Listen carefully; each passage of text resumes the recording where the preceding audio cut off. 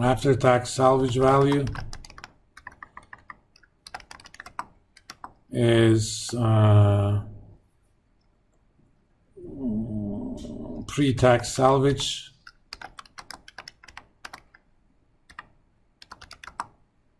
minus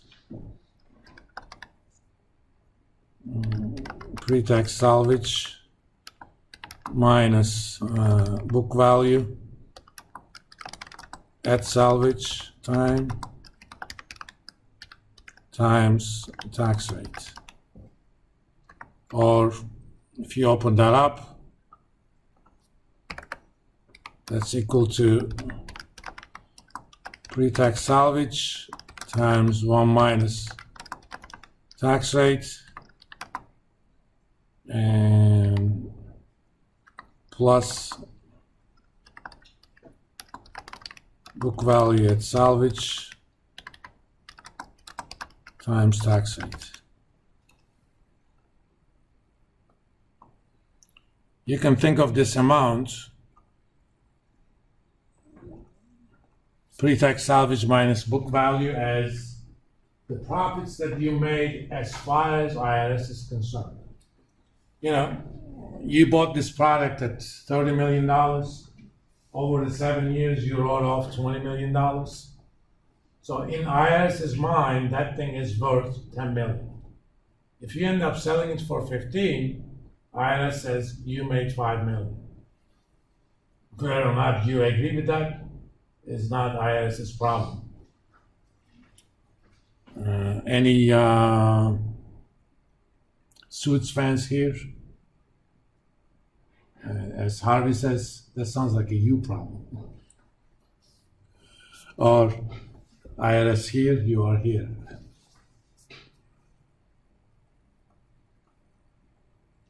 But you kind of made a template here. In fact, I set it up here. I changed it now. I'm taking the depreciation type from here. Tax life also from there. So that I can have, you know, one input place.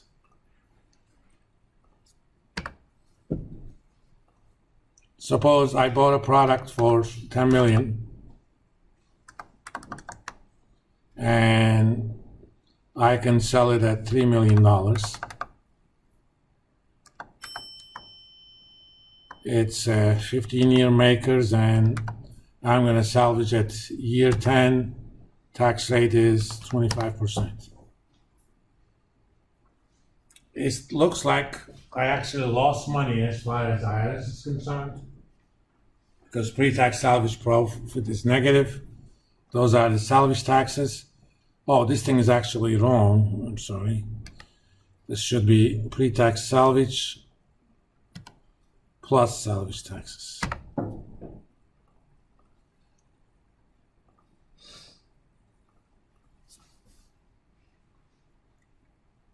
So as far as our cash flow is concerned, we made only 2.9 million, not 3 million.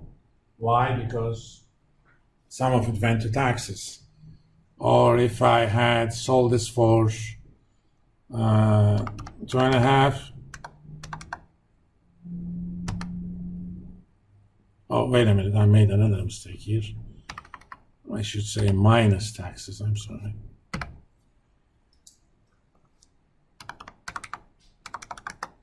Okay.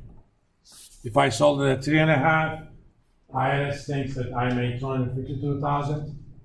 They're going to tax me $63,000, and my actual after-tax salvage is below what I'm getting.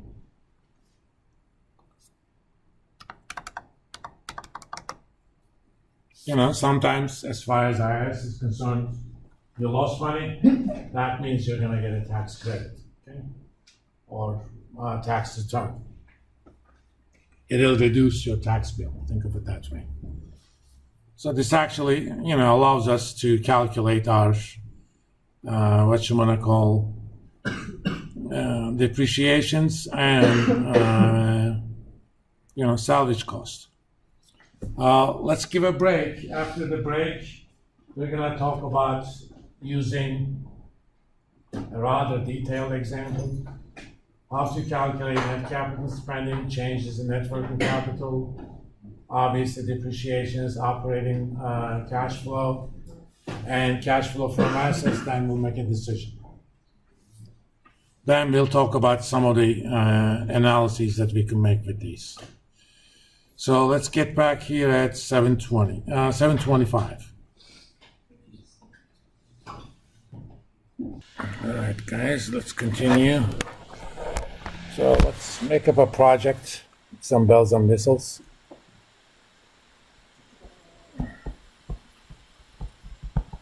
Suppose you want to launch a new product, which will require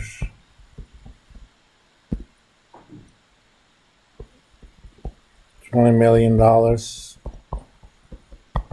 in equipment,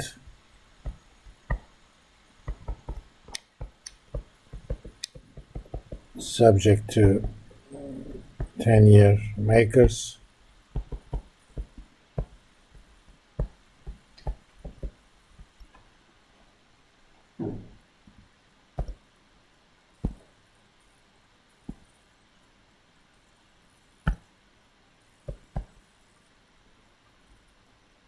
Come on. Work with me.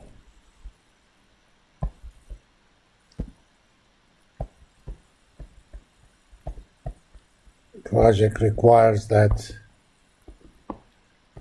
you will use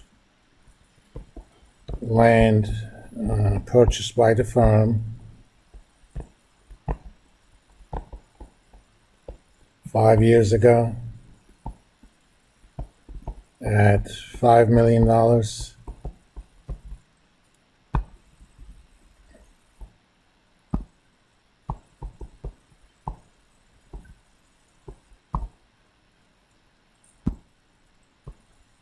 Now worth 7.5.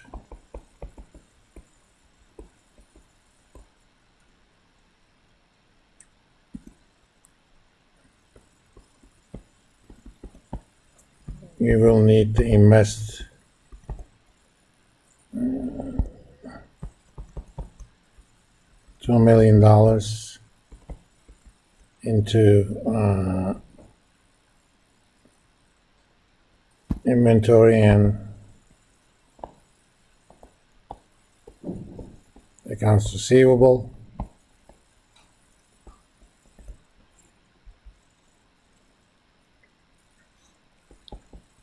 You expect to sell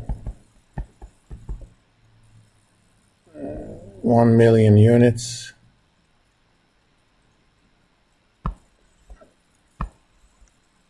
Come on.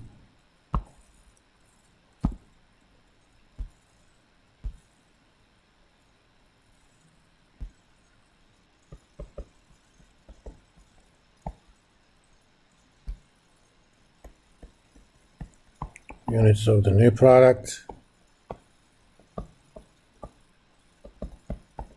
at $12 per unit.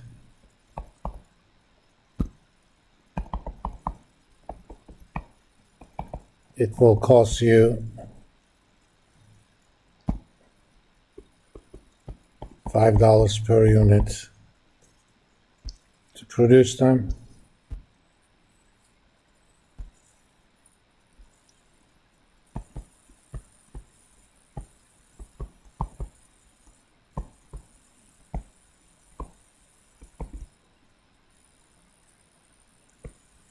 But you will lose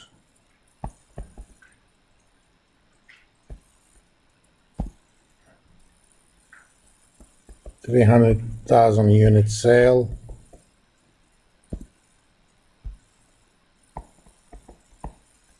on the existing product.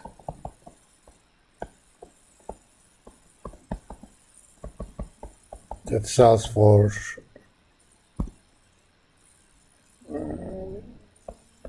$8 per unit and costs you $2 per unit to produce.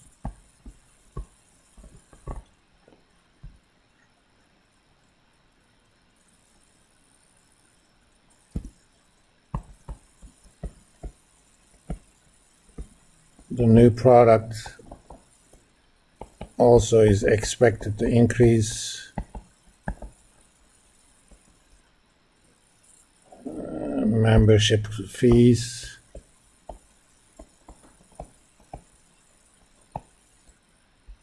by $3 million a year.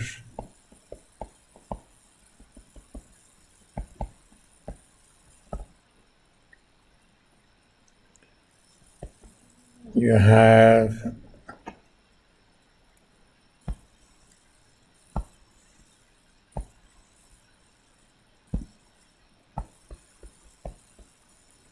the new product will have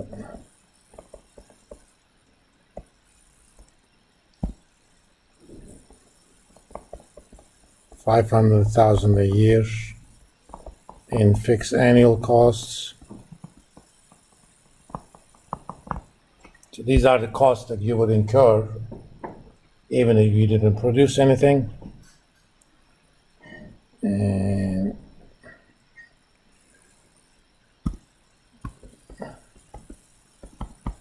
project has a 5-year life.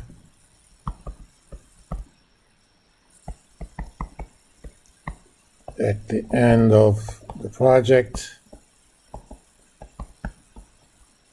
you expect to sell machinery or equipment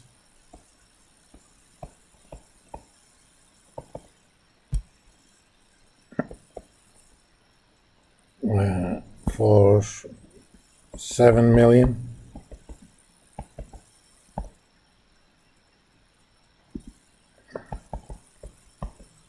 The land you used is expected to be worth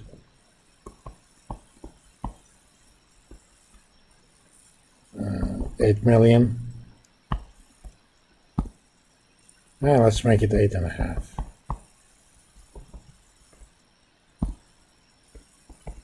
At the end of project,